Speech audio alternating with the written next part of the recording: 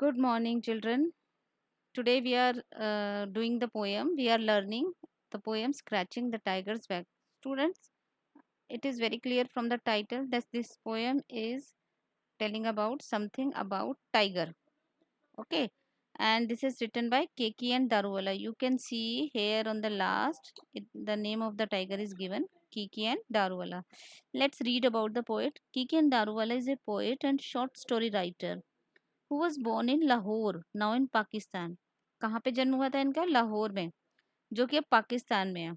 His poems has a winsome appeal and sensitivity. इनकी poems में बहुत sensitivity होती थी और जो बात ये कहते थे वो बहुत appealing होती थी. One characteristic feature of the poetry is a concern for nature. His collection of poems, The Keeper of the Dead, received the Sahitya Academy Award in 1984. So we can see he was a great poet. So let's read what he wants to say in this poem.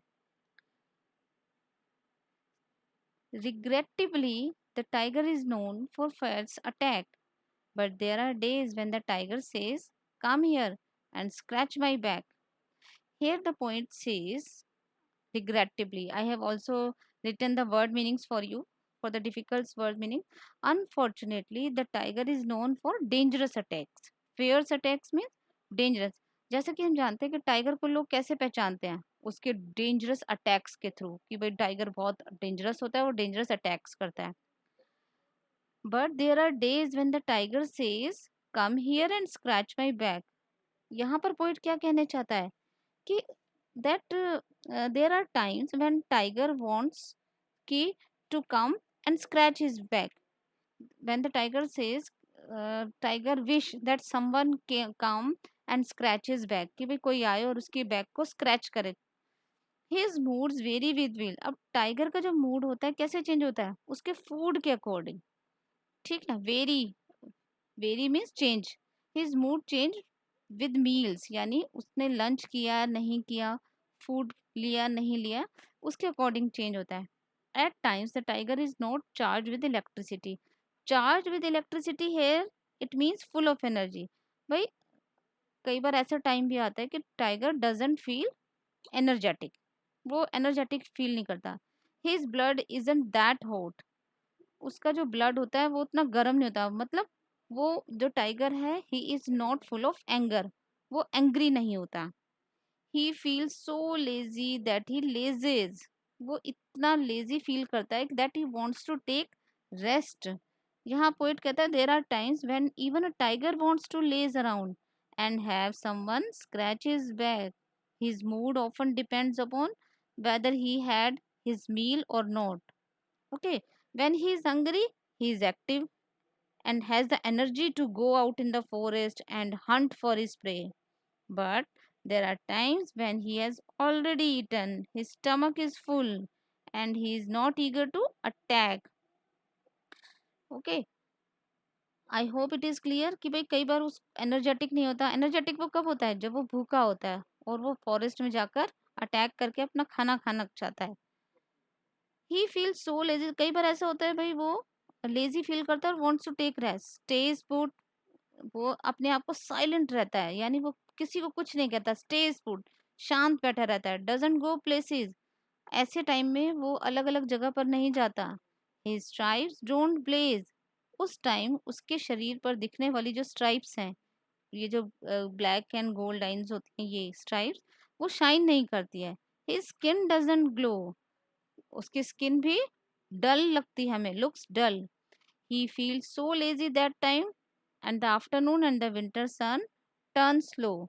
ऐसे time में जब वो feel करता है अपना laziness, तो वो बड़ी उसकी जो स्किन है बड़ी डल दिखाई देती है. His entire body gives an impression of being tired and doesn't have the otherwise fiery look that characterises his body. अब जो dullness of his skin and stripes conveys his reluctance to do anything except relax. He behaves in a relaxed and lazy manner at such time. The afternoon of a winter's day seems much longer than it actually is, and the time seems to run slower than it usually does. Everything seems peaceful. That autumn evening, भाई time कौन सा discuss कर रहा है यहाँ poet? Autumn evening, autumn season. Okay, when for a moment brief, light through the leaves is itself black and gold, black shadow and gold leaf. That evening, as the sun sinks, you will not think of him with fear. And even if you do, the tiger will be on the far bank, not here. That night, you will not dream of tigers. यहाँ poet क्या कहना चाहता है? भाई poet यहाँ कहना चाहता है दैट ऑटम इवनिंग, भाई ऑन ऑटम इवनिंग, जब ऑटम इवनिंग्स होती है तो ऐसा मोमेंट होता है when the rays of the setting sun falls on the leaves. भाई जब डूबते हुए सूरज की रोशनी लीव्स पत्तियों पर पड़ती है, and these reflect the golden colour of the sunlight, और ये क्या रिफ्लेक्ट करती हैं? सनलाइट का golden colour, golden colour. This makes the tigers look brighter, इसकी वजह से टाइगर कैसा दिखता है हमें? और bright, and they look golden. But अब जो सनलाइट है वो एक शेडो भी क्रिएट करती है which is black. Seen in this black and gold shadow the tiger doesn't look frightening.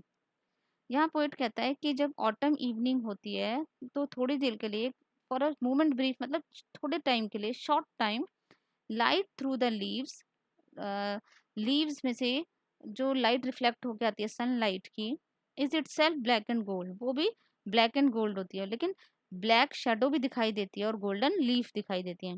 That evening, और उसी दिन अगर शाम को जब सूरज डूबता है, you will not think of him with fear, तुम ऐसा डरावना फील नहीं करोगे, तुम्हें डर नहीं लगना चाहिए टाइगर से।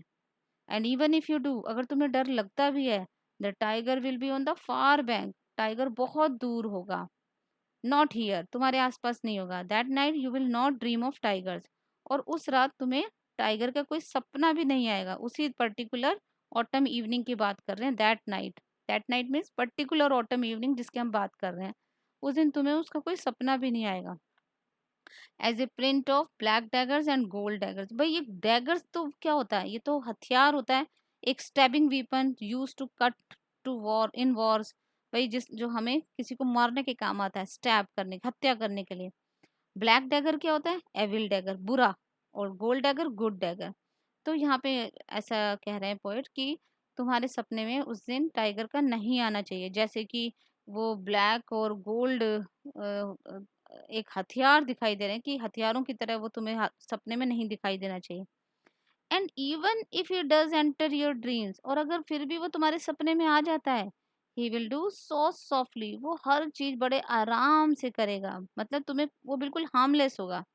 ही विल नॉट चार्ज, यहाँ पे चार्ज का मतलब है थ्रेट, वो तुम्हें नहीं डराएगा। He will not charge, he will not barge, barge means, barge means वैसे होता है enter in an unwelcome or clumsy manner. He will not barge मतलब तुम्हारे पास ऐसे नहीं आएगा कि तुम उसको बुलाना नहीं चाहते अपने पास और वो जबरदस्ती आएगा। No, he will not do like this into your sleep. All he will tell you is I am well, वो सिर्फ तुम्हें क्या बताएगा? All he will tell you is, वो तुम्हें बताएगा आई एम वेल, मैं बिल्कुल ठीक हूँ, बिकॉज आई लंच वेल, क्योंकि मैंने अच्छे से लंच किया हुआ है। I too am made by God, मुझे भी भगवान ने बनाया है। I am a symbol, I am like you, मैं भी एक सिंबल हूँ तुम्हारी तरह। Both good and evil dwell in me too, दोनों ही अच्छी और बुरी चीजें मेरे अंदर भी ड्वेल करती हैं, रहती हैं। For good gold, for evil black, यानी ये जो गोल्ड और ब्लैक स्ट्रिप्स हैं उसके उस पे बॉडी पे, ये प्रेजेंट कर रहा है कि गुड यानी गोल्डन कलर गुड को रिजेंबल कर रहा है, और ब्लैक कलर बुराई को। टू नाइट आई से नथिंग, भाई आज रात मैं तुम्हें कुछ नहीं कहूंगा। You can scratch my back, तुम मेरी बैक को स्क्रैच कर सकते हो।